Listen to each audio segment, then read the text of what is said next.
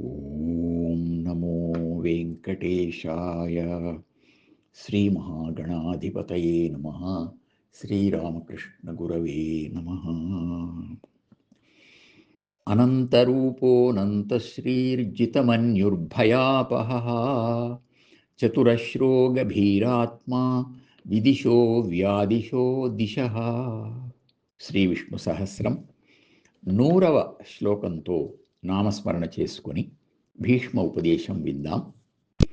ఉపవాస వ్రతం గురించి విన్న తరువాత ధర్మరాజు ఇంకా ఆధ్యాత్మిక విశేషాలు వినాలని ఉంది అని విన్నవించగా భీష్ముడు హర సనత్కుమార సంవాదం ద్వారా సాంఖ్య యోగ తత్వాలను వివరించాడు.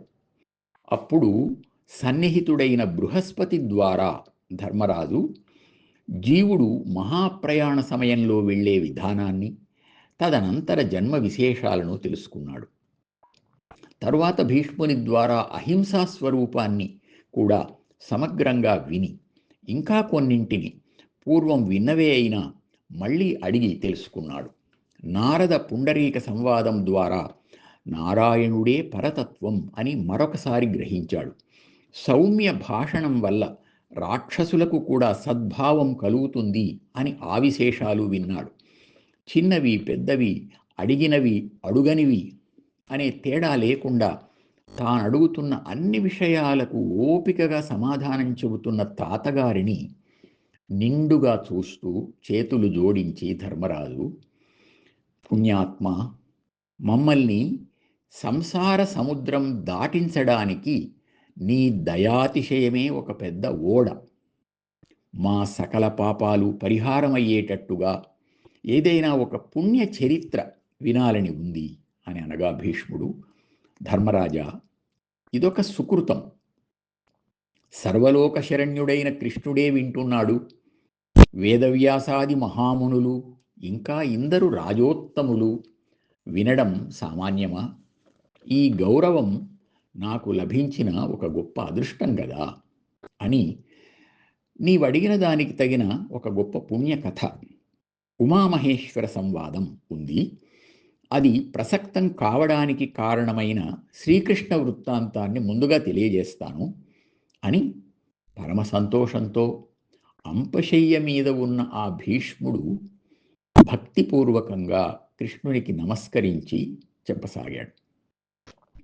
సంతానం కోసం శ్రీకృష్ణుడు తపస్సు చెయ్యాలి అని రుక్మిణీ సమేతంగా ఒకసారి హిమాలయ పర్వతానికి వెళ్ళాడు. అక్కడ ఆయన 12 ఏళ్ల దీక్ష ముగింపు దశలో ఉండగా ఆ పరాత్పరుణ్ణి దర్శించడానికి నారద, పర్వత, వ్యాస, వాల్మీకి, దేవల, కాశ్యప ప్రముఖులైన ఎందరో మునీంద్రులు శిష్య సమూహంతో కూడి వచ్చారు. వారిని సముచితంగా ఆదరించి వారందరూ తన చుట్టూ చేరి సద్గోష్ఠి సాగిస్తున్న సమయంలో ఆయన ముఖం నుండి ఒక మహాగ్ని ప్రజ్వరిల్లి ఆ కొండలోని అడవులనన్నింటినీ క్షణంలో దగ్ధం చేసింది. అందులో ఉన్న పశుపక్ష్యాదులు, సిద్ధ సాధ్య గణాలు కలవరపడుతూ ఉండగా ఆ మరుక్షణంలోనే శ్రీకృష్ణుడు తన చల్లని చూపుతో ఆ అగ్నిని చల్లారజేశాడు. ఆ అడవులన్నీ యథాపూర్వంగా నవనవోన్మేషంగా మనోహరంగా కనిపించాయి. అది చూచి మునులందరూ భయ ఆశ్చర్యాలతో బొమ్మలలాగా నిశ్చేష్టులై ఉన్నారు. అప్పుడు కృష్ణుడు వారితో, ఈ అగ్ని గురించి మీకేం తెలిసింది, యథార్థం చెప్పండి అన్నాడు. వారు సభక్తికంగా, కృష్ణ, ఈ ప్రపంచం సృష్టిగా రావడం, తిరిగి లయించడం నీలోనే జరుగుతూ ఉంది. ఇదంతా నీ సంకల్ప అధీనమే. నీవే మాకు చెప్పడానికి సమర్థుడవు గాని ఈ అగ్ని ఇట్టిది అని మేం చెప్పగలమా?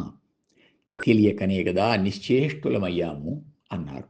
అప్పుడు కృష్ణుడు, మునీంద్రులారా, మీ మనఃప్రసన్నతే ఈ ప్రపంచ ప్రవర్తనకు ఆధారం. కనుక మీరు ప్రీతికరంగా ఉండేటట్లు, మీకు ప్రీతికరంగా ఉండేటట్లు ఆ అగ్ని తత్వం తెలియజేస్తాను. ఈ సమయంలో లోకనాశకుడైన ఒక రాక్షసుడు ఉన్నాడు. వాడు అస్త్రవిద్యను నా నుండే పొందాడు గనుక నేను అతన్ని సంహరించడానికి పూనుకోలేదు. కానీ వాని ఆగడాలు మితిమీరిపోయాయి. అందువల్ల నా సంతానం ద్వారా వాణ్ణి తుదముట్టించాలి అని సంకల్పించి ఈ తపస్సు చేస్తున్నాను. ఈ తపోగ్ని నా నుండి బయలుదేరి బ్రహ్మ దగ్గరికి వెళ్ళగా ఆయన మన్మథుణ్ణి నాకు సంతానంగా పంపి అగ్నిని తిప్పి పంపాడు.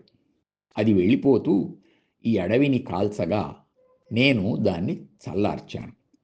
ఇది ఆ అగ్ని కథ అని కృష్ణుడు వివరించాడు అని భీష్ముడు చెప్పగా, ధర్మరాజాదులు శ్రీకృష్ణుని శక్తిని, మన్మథుడు రాక్షస సంహారం చేయడం గురించిన విశేషాన్ని భావిస్తూ శ్రద్ధగా వింటున్నారు. ఈ సన్నివేశంలో కొన్ని సృష్టి ధర్మాలు తెలుస్తూ ఉన్నాయి.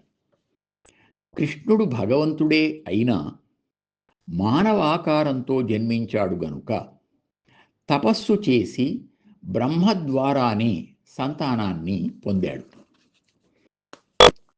ఇది రాక్షస సంహారం కోసం సంతానం కనుక దీనికి 12 సంవత్సరాల తపస్సు అవసరమైంది.